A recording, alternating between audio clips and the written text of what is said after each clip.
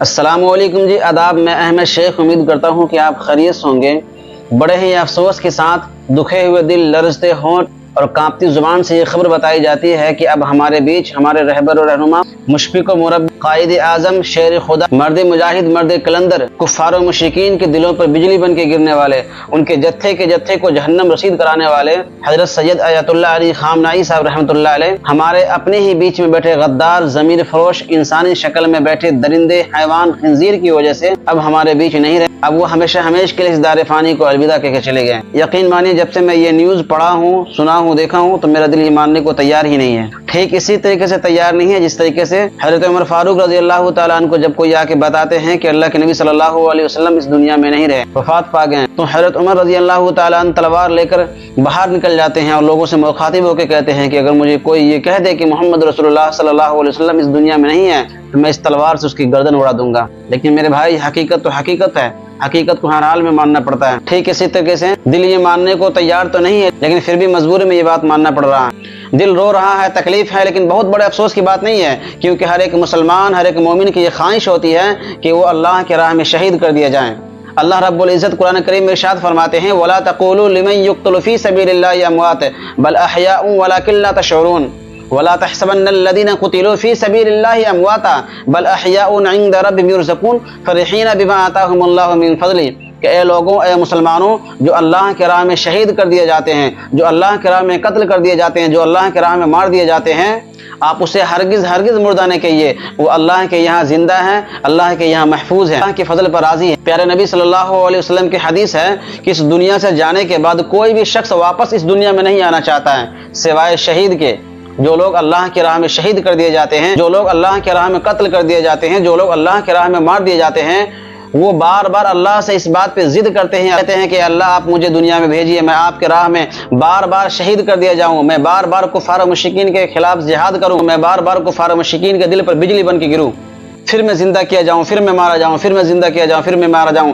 اللہ کے نبی صلی اللہ علیہ وسلم خود اس بات کے لیے بار بار دعائیں کرتے تھے کہ اللہ رب العزت آپ مجھے شہید میں شمار فرمائیے۔ لیکن یاد رکھیے، میں یہ بات پہلے بھی کہا تھا، اب بھی کہہ رہا ہوں، اور میں ہمیشہ کہتا رہوں گا کہ آپ یہ خواب و خیال میں نہ رہیے کہ آپ محفوظ ہیں، آپ یہ خواب و خیال میں نہ رہیے کہ آپ بچے ہوئے ہیں۔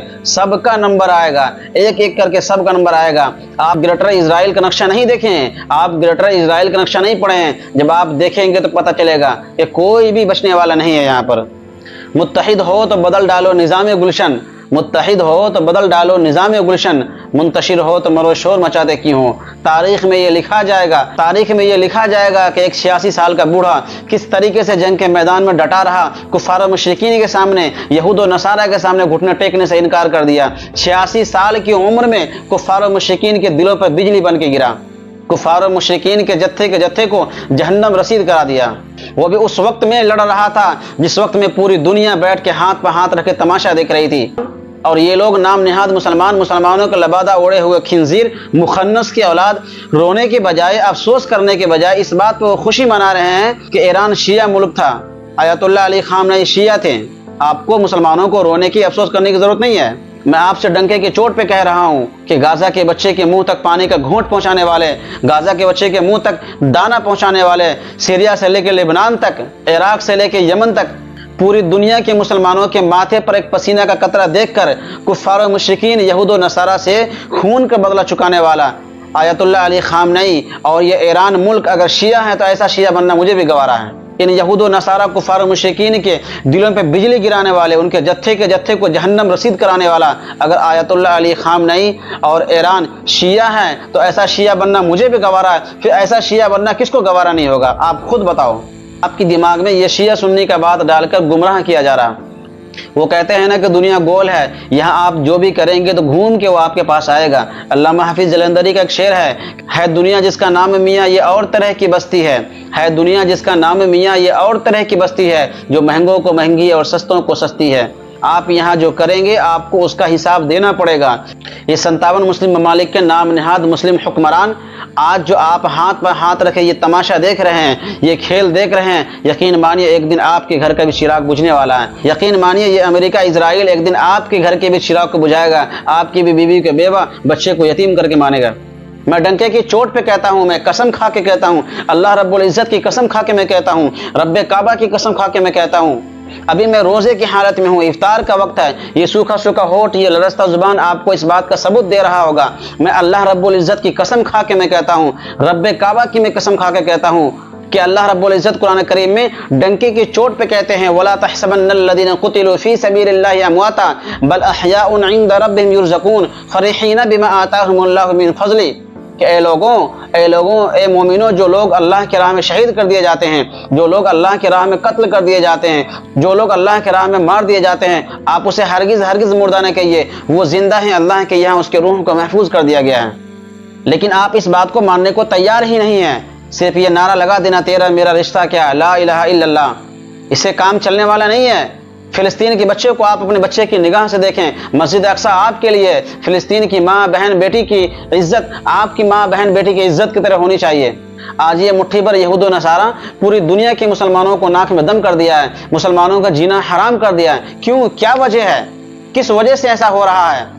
کیا آپ کو پتہ نہیں کہ اللہ کے نبی صلی اللہ علیہ وسلم نے حدیث میں فرمایا، اللہ کے نبی صلی اللہ علیہ وسلم نے آج سے 1450 سال پہلے کہا تھا، اے لوگوں اے مسلمانوں، جب تمہارا ایمان بگڑ جائے گا تب تمہارے اوپر اللہ رب العزت ظالم بادشاہ کو مسلط کر دے گا۔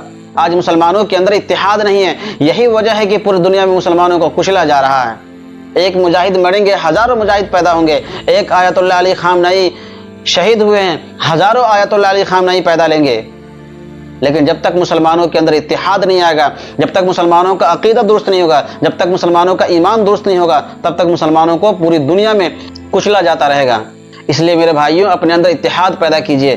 رمضان کا مہینہ ہے، یہ قبولیت کی گھڑی ہے۔ آپ اللہ رب العزت سے دعا کیجئے کہ اللہ رب العزت فلسطین کے مسلمانوں کی جان کی مال کی عزت و آبرو کی حفاظت فرمائیں، غزہ کی مسلمانوں کی حفاظت فرمائیں۔ پوری دنیا میں جہاں جہاں مسلمان ذلیل و خوار ہیں، پریشان کیے جا رہے ہیں، مارے جا رہے ہیں، اللہ رب العزت اس کی حفاظت فرمائیں۔